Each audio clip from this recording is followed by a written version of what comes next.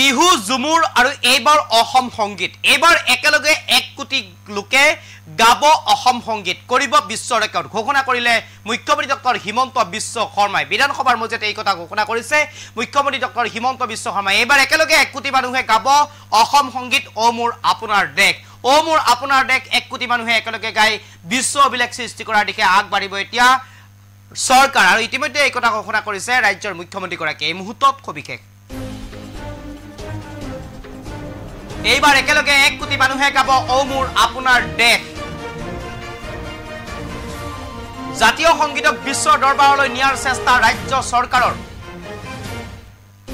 বিধানসভাৰ মজিয়াত এই কথা ঘোষণা কৰে মুখ্যমন্ত্ৰী হিমন্ত বিশ্ব শৰ্মাই ইয়াৰ পূৰ্বে বিহুক বিশ্ব দৰবাৰত প্ৰতিষ্ঠা কৰিছিল ৰাজ্য চৰকাৰে আৰু তাৰ পিছৰে পৰা জুমুৰ তাৰ পিছতেই জুমুৰক খেহদীয়ভাৱে বিশ্ব দৰবাৰত প্ৰতিষ্ঠা কৰিলে চৰকাৰে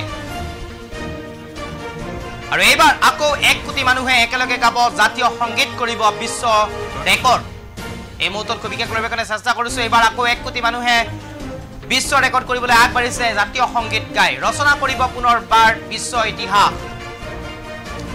এইবাৰ 1 কোটি মানুহে একেলগে গাব অসম সংগীত বিধানসভাৰ মজিয়াত এই কথা ঘোষণা কৰিলে ৰাজ্যৰ মুখ্যমন্ত্ৰী ডক্টৰ হিমন্ত বিশ্ব শৰ্মাই জুমুৰ বিহুৰ পিছত এইবাৰ অসম সংগীত গাব একেলগে একত্ৰিতভাৱে 1 কোটি মানুহে আৰু 1 কোটি মানুহে একেলগে অসম সংগীত গাই কৰিব বিশ্ব ৰেকৰ্ড এই কথা ঘোষণা কৰিছে ৰাজ্যৰ মুখ্যমন্ত্ৰী ডক্টৰ হিমন্ত বিশ্ব শৰ্মা বিধানসভাৰ মজিয়াত এই কথা ঘোষণা কৰিছে মুখ্যমন্ত্ৰী গৰাকী এই মুহূৰ্তত মুখ্যমন্ত্ৰী গৰাকীৰ মন্তব্য আছে শুনাব বিচাৰিছো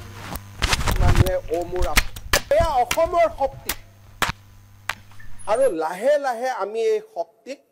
আৰু বঢ়াব খুজিছো এই বছৰ বৰাক বিটিএডি হাফলং কাৰ্বি আলং গোটেই অঞ্চলবিলাকক সামৰি আমি একেদিনাই একেলগে 1 কোটি মানুহে ও মোৰ আপোনাৰ দেশ গোৱাৰ সিদ্ধান্ত লৈছো প্ৰথমবাৰৰ বাবে আমি ও মোৰ আপোনাৰ দেশ মোৰ ভাষা তাত অসমীয়া শব্দও নাই বঙালী শব্দও নাই লক্ষ্মীনাথ বেজবৰুৱা ডাঙৰীয়াই এই ধৰণে অসম সংগীত লিখি থৈ গৈছিল যে প্ৰতিটো জাতি উপজাতিয়ে প্ৰতিটো ভাষাই তাত প্ৰাণ বিচাৰি পায় তাত প্ৰাণৰ স্পন্দন বিচাৰি পায় মোৰ খুৱদি মাত হেতু মিচিঙো হ'ব পাৰে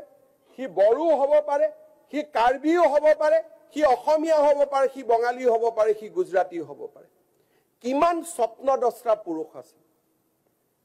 বৈচিত্ৰ